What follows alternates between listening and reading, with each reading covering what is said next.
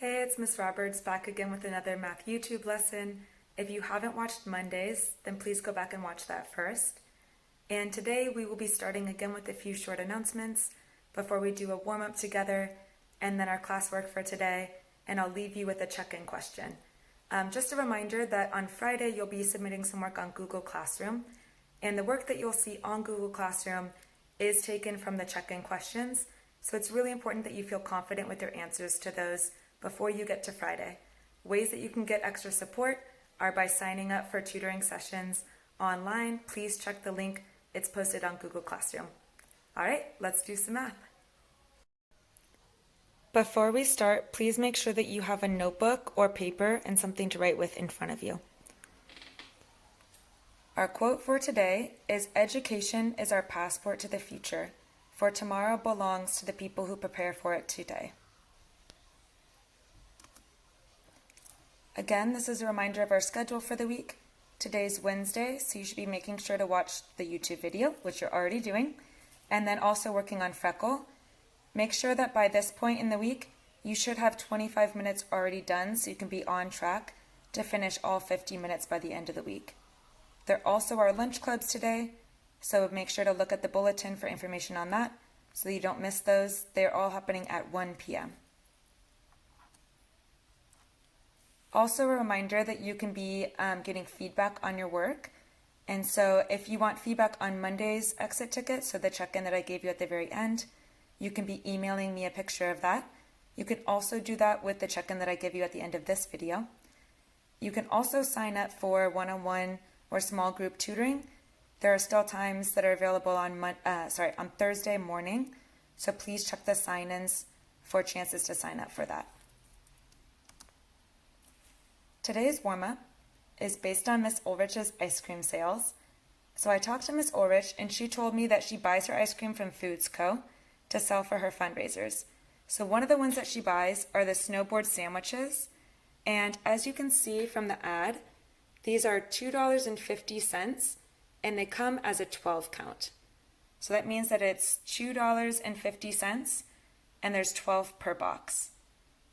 Miss Ulrich sells her ice cream sandwiches for $1 for the fundraisers. So I'm curious how much she makes per snowboard sandwich. I'm going to start by writing down some information that I know. So please pause your video and copy this down onto your own paper in front of you. You should then solve the problem on your own first before we go over it together.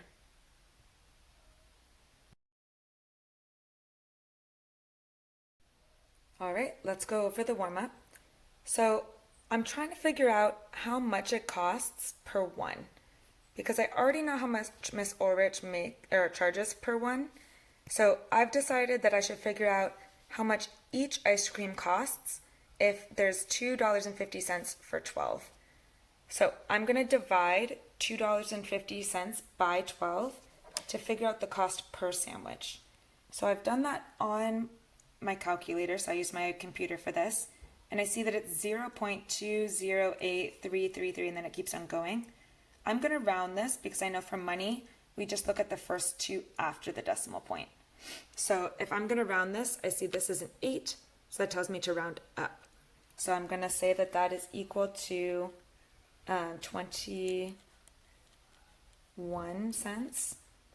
And so if she sells each one for $1, then I can do $1 minus the amount that each one costs to see how much she actually makes. And I'm going to need to borrow.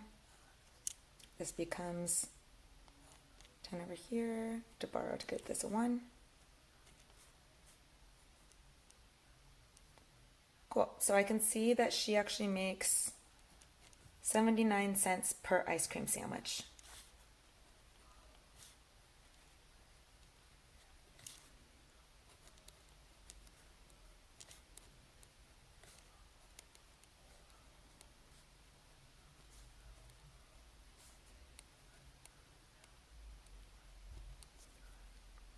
All right.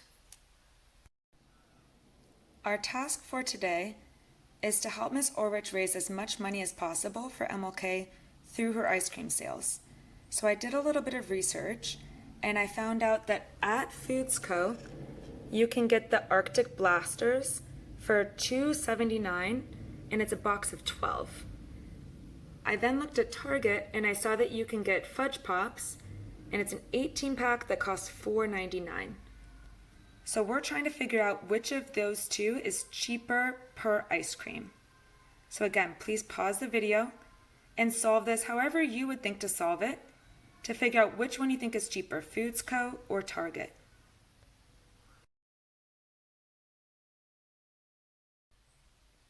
I'm going to show you how I solved this problem.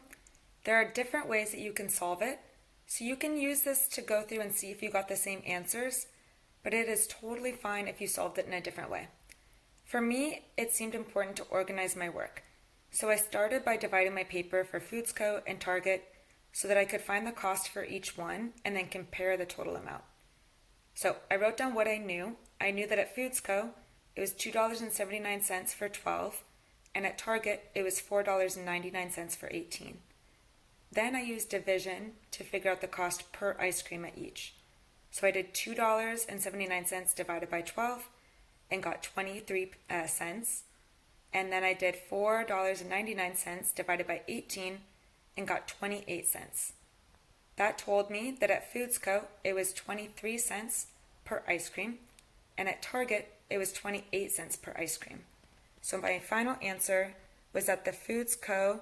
option is cheaper, and she'll make more profit per ice cream bar if she buys her ice cream from Foods Co. What we just did in this problem is actually finding the unit rate.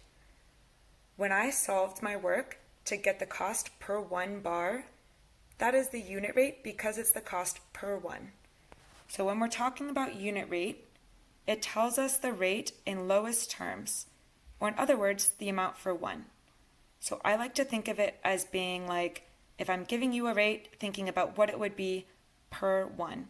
So in this example, you can see that the unit rate would mean that we're finding the miles per 1 hour.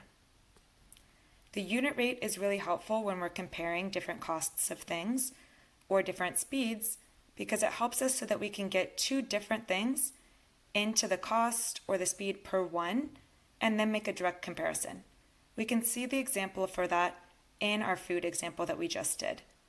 We were able to see that at Target it was 28 cents per one and Foods Co. is 23 cents per one, so we're able to see exactly which one was cheaper and by how much.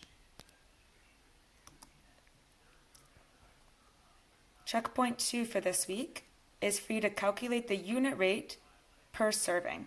So you're finding out the cost per one serving for each of these two oatmeal options. And then you're using that to decide which one is cheaper.